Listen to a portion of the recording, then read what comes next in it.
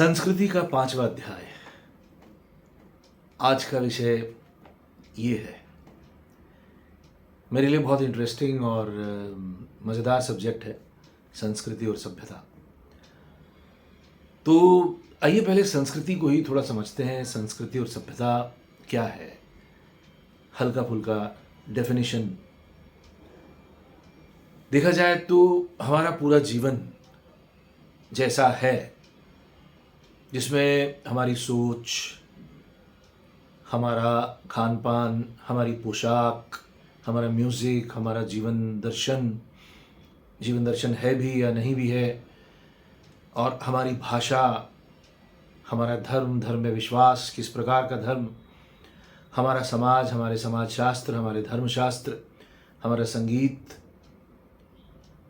ये सब कुछ को लेकर संस्कृति है। और पिछले 5 से 7 हज़ार वर्षों में इसी संस्कृति का अध्ययन किया जाता रहा है, और हर बार 1000-1500 साल में संस्कृति बदलती रहती है।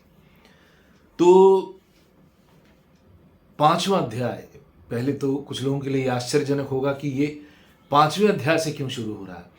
तो इसका उत्तर यही है कि कई विद्वान जनों ने, कई बुद्धिजीवियों ने भारत की संस्कृति को एक तरह से 4 एपॉक्स में या 4 चैप्टर्स में या 4 अध्याय में डिवाइड किया है। उसमें प्रमुख नाम श्री रामधारी सिंह दिनकर जी का है। उनकी एक चर्चित पुस्तक है संस्कृति के 4 अध्याय। मेरी नज़र में one of the best books written on history and culture. एक जर्नी है पूरे 5000 वर्षों की। तो कैसे कोई कल्चर बनता है, कैसे कोई सभ्यता बनती है, उस पर भी उनकी एक दृष्टि है जो इंटरेस्टिंग है और समझने लायक है, गौर करने लायक है। तो पहले तो उन्हीं 4 अध्याय का जिक्र करता हूँ कि वो 4 अध्याय जो भारत की संस्कृति के माने जाते रहे हैं वो क्या है, विशेषकर दिनकर जी की इस पुस्तक संस्कृति के 4 अध्याय की पॉइंट ऑफ व्यू से। तो भारत की हिस्ट्री है, भारत का जो इतिहास है, उसमें हमारे पास जो बहुत सारी इन्फॉर्मेशंस है वो करीब 5000 वर्ष पुराना तो है ही। हालांकि पहले इस बार इस तथ्य में कोई दो राय नहीं थी कि भारत की जो ओरिजिनल इन्हेबिटेंट्स हैं वो द्रविडियन लोग हैं, और आर्य जिन्हें हम कहते हैं वो बाहर से आए हैं, विशेषकर यूरोप से। लेकिन अभी इस विचार पर मतभेद होना शुरू हुआ है, और ये कैसे सिद्ध होगा कि आर्य भारत के ही थे, ये अलग बात है।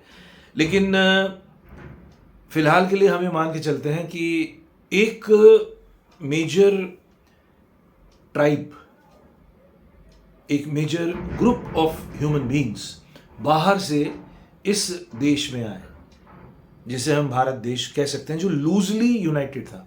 एक तरह से एक ही एरिया नहीं था, वो अलग अलग राज्यों में बटा हुआ था, अलग अलग प्रोविंसेस में बटा हुआ था। और उसमें सबकी एक राय तो है कि द्रविडियन जो कल्चर है, द्रविडियन सिविलाइजेशन है, वो काफ़ी पुरानी है। तो इस दौर में क्या होता है, 5 से 7 हज़ार साल पहले, जब ये एक दूसरा तबका, दूसरा ग्रुप यहाँ आता है और अपने साथ वो बहुत सारी चीज़ें लेके आ रहा है, एग्रीकल्चर लेके आ रहा है, व्हील यानी पहिया का आविष्कार हो गया है, फिर धर्म से जुड़ी हुई कुछ चीज़ें जैसे ऋग्वेद की कुछ बुनियादी बातें लेके आ रहा है। और यहाँ जो संस्कृति है, यहाँ जो सभ्यता है, जिसे हम द्रविडियन कल्चर कहें, उसके साथ उसका संघर्ष शुरू होता है।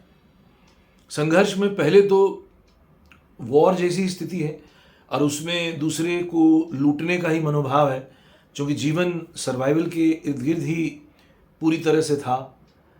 तो लड़ाइयाँ होती थी, युद्ध होते थे, मारकाट होती थी, छीना झपटी होती थी, बलजोबरी चीज़ें ली जाती थी, बलात्कार होते थे, और दूसरे को अपना गुलाम बनाया जाता था। इस तरह से गोत्र में स्ट्रगल और गोत्र में फाइट होती थी। तो ये जो संघर्ष जब अपने चरम पे पहुंचा, उसके बाद समन्वय का समय आया। समन्वय का मतलब है ब्लेंडिंग ऑफ 2 ऑपोजिट और वॉरिंग ग्रुप्स। तो ये जो आर्य अनार्य संघर्ष हुआ, और उसका जो रिजल्ट है वो जो पहली संस्कृति इस देश में आई वो वैदिक संस्कृति है, जिसका जिक्र हम कई सारे धर्म ग्रंथों में भी पाते हैं। और उपनिषदों का काल दरअसल यही काल है जब उपनिषद पूरी तरह से रचे जा रहे थे और समाज के सामने एक नई दृष्टि, धर्म की एक नई दृष्टि आई थी, आ रही थी। और लिपि का भी आविष्कार हुआ नहीं था, किताबें थी नहीं, लेकिन मौखिक तरीके से पठन पाठन होता था। बाकी राज्य चलाने के लिए तो अब पुराना ही सिस्टम था, बादशाहत का सिस्टम था, लेकिन बादशाह को कंट्रोल करने वाले मिनिस्टर्स या विप्र या ब्राह्मण जाति थी जिनका अपना प्रमुख रोल था। तो ये पहली संस्कृति का आविर्भाव भारत के देश में होता है, जिसे हम पहला अध्याय कह सकते हैं। तो ये कई सेंचुरीज तक इसी तरह से ये संस्कृति चलती है, जिसे हम वैदिक कल्चर कहते हैं। उसमें भाषा में संस्कृत अपना अनूठा स्थान रखती है, फिर उस तरह की जो पोशाक है वो अपना अनूठा स्थान रखती है, एग्रीकल्चर का अपना महत्व है, और हाँ, राजे महाराजे और अपर क्लास अपनी एक जगह बनाए हुए हैं। तो इस तरह से ये पहला अध्याय शुरू होता है। कई सेंचुरीज गुजरती हैं, और जैसा कि हर सभ्यता के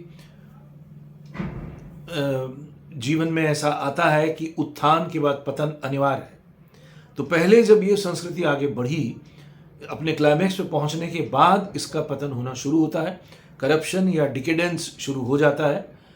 और जब एक पूरा जनमानस त्राहिमाम की अवस्था से गुजरता है, आम अच्छे आदमी के लिए सर उठा के जीने की सुविधा नहीं रहती है, और अपर क्लास काफ़ी ज़्यादा करप्ट हो जाता है, तब ये चेंजेस आने शुरू होते हैं। और ये देखा गया था बुद्ध के आने के बाद। जो बौद्ध काल शुरू होता है वो एक प्रकार से वैदिक कल्चर के विरुद्ध एक कल्चरल रेवोल्यूशन की बात है, कल्चरल एंड रिलीजियस बोथ।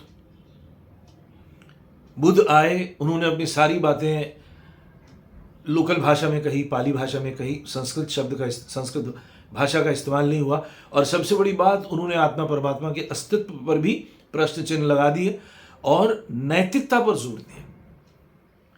ये बात समझने लायक है कि अगर समाज का नैतिक पतन होता है तो वो समाज और उसकी संस्कृति और सभ्यता धीरे धीरे रसातल की तरफ जानी शुरू होती है। नैतिकता आधार है, धर्म का भी आधार नैतिकता है।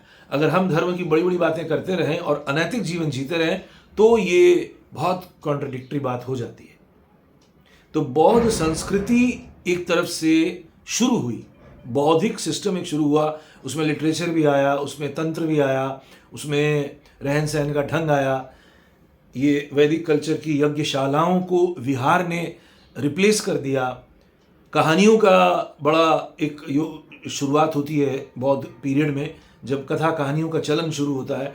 उसके साथ साथ चित्रकला और मूर्तिकला, इसका भी बड़े पैमाने पे इस्तेमाल देखा जाता है बौद्ध संस्कृति में, जिसका इस्तेमाल बाद में जो दूसरी संस्कृति पौराणिक एरा जब आता है तो उसमें भी ये मूर्तिकला चित्रकला का भरपूर इस्तेमाल होता है। लेकिन ये पहले बौद्ध कल्चर के टाइम में हुआ, या बौद्धिक एरा जब शुरू होता है तब ये आता है, और इसका संघर्ष वैदिक कल्चर से होता है। तो ये संस्कृति का दूसरा अध्याय है।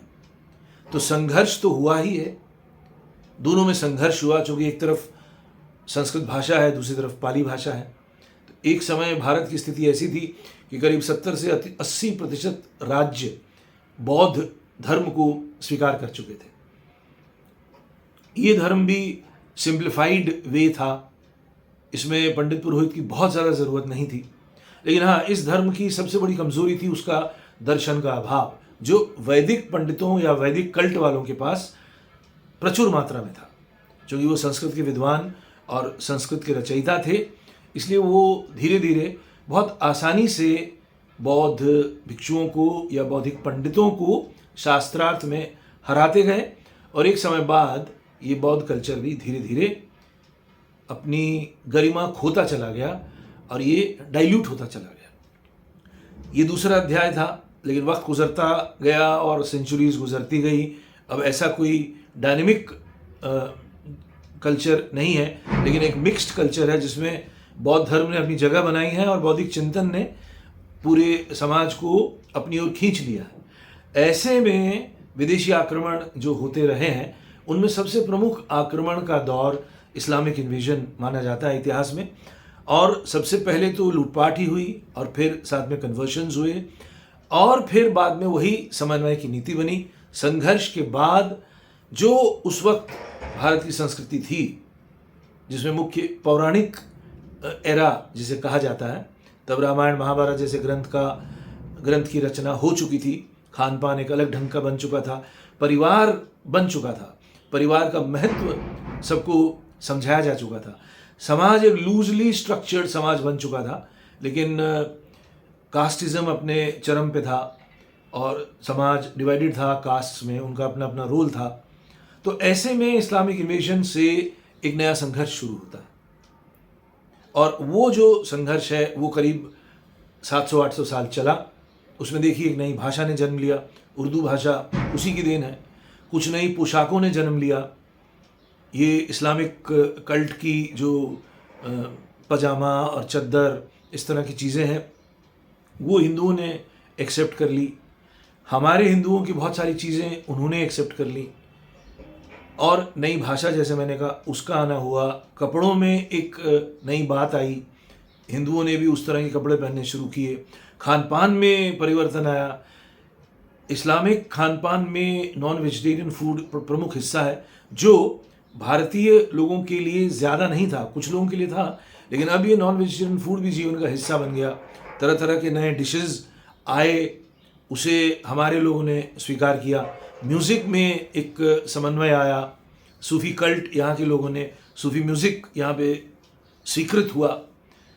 तो और फिर विवाह भी, मिक्स्ड विवाह हुए, नए बच्चे जो पैदा हुए, कभी इस धर्म से कुछ ले रहे, कभी उस धर्म से कुछ ले रहे। तो ये एक तीसरा अध्याय कहलाता है। इसमें हम समझ सकते हैं क्या कुछ हुआ होगा। फिर ये जो 300 साल पहले, 250 साल पहले European invasion in a very different way हुआ है, थ्रू बिजनेस भारत की भूमि पर। इसने चौथा कल्चर क्रिएट किया। अंग्रेजी भाषा आई, अंग्रेजी संस्कृति आई, अंग्रेजी खान पान आया, अंग्रेज़ों द्वारा बनाई गई जो इन्वेंशंस एंड डिस्कवरीज हो रही थी मेडिसिन के वर्ल्ड में, एजुकेशन के वर्ल्ड में, पोस्ट एंड टेलीग्राफ में, साइंटिफिक इन्वेंशन जिसमें टेलीग्राफ के अलावा हमारी एरोप्लेन बन रहा है, रेडियो बन रहा है, रेल बन रही है, इंजन बन रहे हैं, गाड़ियाँ आ रही हैं, टेलीविज़न आ रहा है, सिनेमा आ रहा है, कितना सारा कुछ हो रहा था साइंस एंड टेक्नोलॉजी की वजह से। और फिर जिसे हम मॉडर्न इंडिया कहते हैं वो बना, नेशन का कॉन्सेप्ट आया। सबसे बड़ी बात, डेमोक्रेटिक आइडियाज़ आए, इलेक्शंस शुरू हुए। 1930s में तो पहली बार हुआ, फिर देश को अलग तरह से आज़ादी मिली और एक डेमोक्रेटिक तरीके से राज्य चलाने की विधि सामने आई। तो ये जो पूरा परिवर्तन हुआ, इससे नई संस्कृति बनी, और वही संस्कृति अभी चल रही है। तो यहाँ तक जो हमने समझा कि ये 4 अध्याय, आर्य अनार्य संघर्ष से, वैदिक बौद्ध संघर्ष से, हिंदू मुस्लिम संघर्ष से, फिर जो भी हिंदुस्तान जैसा था उस वक्त अंग्रेज़ों या यूरोपियन कल्चर से जो संघर्ष हुआ उससे, और अब हम देख रहे हैं ये नई संस्कृति जन्म ले रही है या जन्म ले चुकी है। असली जो इंटरेस्टिंग स्टडी है वो यही है, 5वां अध्याय। अब हम जी रहे हैं 5वें अध्याय में। देखिए, पुराने संस्कृति के बारे में लिखना इजी है जो कई हजार वर्ष पुराना हो। आप ढेर सारी पुस्तकें पढ़ते हैं, उसके आधार पर थोड़ा डिटैच होकर आप बोल पाते हैं। लेकिन जब वो संस्कृति बन रही होती है तब ये समझना कि हम उस नई संस्कृति के धरोहर हैं, हमारे जरिए वो संस्कृति चल रही है, तब काफ़ी चैलेंजिंग हो जाता है उन बिंदुओं पर बातचीत करना या प्रकाश डालना। आज मैं इस बात को यहीं पे ख़त्म करता हूँ, लेकिन ये कहते हुए कि कौन से बिंदु नए बन रहे हैं, कौन से आयाम, कौन से डायमेंशन नए आ रहे हैं, जिससे हम कह सकते हैं कि यूरोप और हिंदुस्तान के संघर्ष के बाद जो नई संस्कृति बनी थी उससे अब हम डिफरेंट हो रहे हैं। तो देखिए, डिफरेंस किन किन एरिया में है, आज उसको जनरली डिस्कस कर लेते हैं। उसके बाद नेक्स्ट टाइम बारी बारी से 1-2 पॉइंट्स को विस्तारपूर्वक समझते हैं। टेक्नोलॉजी ने जो परिवर्तन लाया है, इसमें पहली बात तो यही, ऑनलाइन चेंज हुआ, डिजिटल वर्ल्ड आ रहा है, आ गया है, वर्चुअल वर्ल्ड आ गया है। ये जो चेंजेस हुई हैं, इससे नया चिंतन डेवलप हो रहा है, जीवन जीने की एक नई शैली बनती जा रही है। ये संस्कृति है, 5वां अध्याय है, ये संस्कृति है। परिवार जो इकाई है समाज की, पहले परिवार की वैल्यू बहुत थी। इस नए दौर में परिवार अपनी वो वैल्यू धीरे धीरे खो रहा है। शादी और डिवोर्स एक नॉर्मल बात हो चुकी है, जो यूरोप अमेरिका में हो चुका है। हालांकि ऐसा नहीं है कि सभी लोग एक तरह से परिवार से विमुख है, लेकिन बड़े तादाद में लोग विवाह से दूर हैं। 51% लोग सिंगल हैं आज, अगर आप ठीक से आंकड़े देखें तो, क्योंकि वो विवाह में उतरने से घबराते हैं। तो ये एक नया सोचने का ढंग बना, नई जीवन शैली बन रही है। उसके अलावा रुपए पैसे कमाने का भाव, ये पहले इतनी मात्रा में था नहीं। आज मामूली से मामूली आदमी भी करोड़पति बनना चाहता है। तो ये जो करोड़पति का लक्ष्य बना है समाज के सामने, ये इस संस्कृति की देन है। पहले ये चीजें सिर्फ अपर क्लास तक ही महदूद थी। मिडिल क्लास के पास करोड़पति बनने का कोई ख्वाब नहीं था। अगर हम वो हिंदू मुसलमान के संघर्ष के बाद जो कल्चर बना उसको स्टडी करते हैं, तो थोड़ी सी नौकरी पा लेना, शादी कर लेना, बच्चे पाल लेना, यही लक्ष्य था और यही सक्सेस का मापदंड था। वो बड़ा सक्सेस जनमानस के लिए बड़ा सक्सेस नहीं था, इवन मिडिल क्लास के लिए भी वो बड़ा सक्सेस नहीं था। उसके लिए अलग ही तबके के लोग थे, वो दरबारी लोग और upper class businessman, upper class intellectuals, विद्वान, वो बस कुछ ही लोग थे। लेकिन मुख्य समाज धर्म के विचारों से, धार्मिक मूल्यों से चलने वाला मध्यम वर्गीय समाज था। आज ये चरमरा रहा है, पूरी तरह से टूटा है ऐसा नहीं कह सकते। ठीक है, ऐसे ही रिलीजन की भूमिका, पहले रिलीजन की भूमिका प्रमुख थी। अभी ये जो बीच में दौर आया जिसमें कुछ नास्तिक विचार आए, कुछ समाजवाद, साम्यवाद, इस तरह के विचार आए, इन्होंने चिंतन लाया एक डिफरेंट, और बहुत लोग रिलीजन से दूर हैं। और आज वैसे भी देखा जाए, एक समझदार बुद्धिमान आदमी चाहे तो नास्तिक बनकर भी अपना एक अच्छा जीवन जी सकता है। ये अलग बात है, वो कितना अच्छा है कितना बुरा है ये अलग बात है, वो डिस्कशन का मुद्दा है। लेकिन फिलहाल ऐसा हो रहा है और ऐसा हो सकता है आगे भी। उसी तरह हमारी पोशाक कुछ इंडियन है, कुछ इस्लामिक है, कुछ यूरोपियन है, कुछ अमेरिकन है। जैसे जीन्स का कल्ट प्रॉपर अमेरिकन कल्चर की देन है और उन्होंने ऑल ओवर वर्ल्ड वो पहुंचा दिया। ठीक है, ऐसे ही खान पान की चीज़ है, ये फ्रोज़न फूड, ये फ्रीज में रखने वाला खाना, ये कुछ चीज़ें कहीं ब्राज़ील और अर्जेंटीना से चली आ रही हैं, कुछ यूरोप से चली आ रही हैं, कुछ अमेरिका से चली आ रही हैं। तो ये जो एक वर्ल्ड, एक ग्लोबल बिजनेस सेंटर बनता जा रहा है, इससे अगेन चिंतन धारा बदल रही है, तो एक नई संस्कृति बन रही है। यही संस्कृति का 5वां अध्याय ये है। ठीक ऐसे ही बहुत सारे आयाम हैं जिन्हें हम बारी बारी से अगले वीडियो पर थोड़ा डिटेल में बात करेंगे। फिलहाल ये है कि संस्कृति का 5वां अध्याय शुरू हो चुका है। एक वक्त अगर हम राजनीति के बारे में बात करें कि बादशाहत से राजनीतिक सिस्टम जो चेंज हुआ प्रजातंत्र की तरफ, वो भारत की आज़ादी के समय बड़ा ही इंपॉर्टेंट फेज था। लेकिन अब इस बात को 75 साल हो गए हैं और अब डेमोक्रेसी भी क्वेश्चनेबल है। ये कितनी सही है कितनी गलत है ये भी क्वेश्चनेबल है, और इससे भी हमारी संस्कृति पर इसका प्रभाव पड़ता है।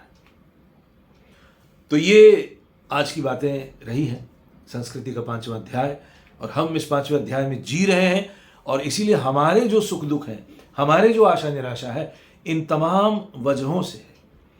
भाषा पर भी बहुत कुछ कहा जा सकता है। न तो हम प्योर हिंदी वाले हैं, न तो हम प्योर उर्दू वाले हैं, न हम प्योर अंग्रेज़ी वाले हैं। अंग्रेज़ी में भी यूरोपियन अंग्रेज़ी अलग है, अमेरिकन अंग्रेज़ी अलग है। तो एक गड़बड़ भाषा बनती जा रही है। क्या पता यही एक नई भाषा का रूप ले ले 100 साल बाद, 50 साल बाद, ऐसा हो सकता है। तो इसी पर और बातचीत करते हैं अगली बार, अगले सप्ताह। तब तक के लिए नमस्कार। सुनने देखने के लिए बहुत बहुत धन्यवाद।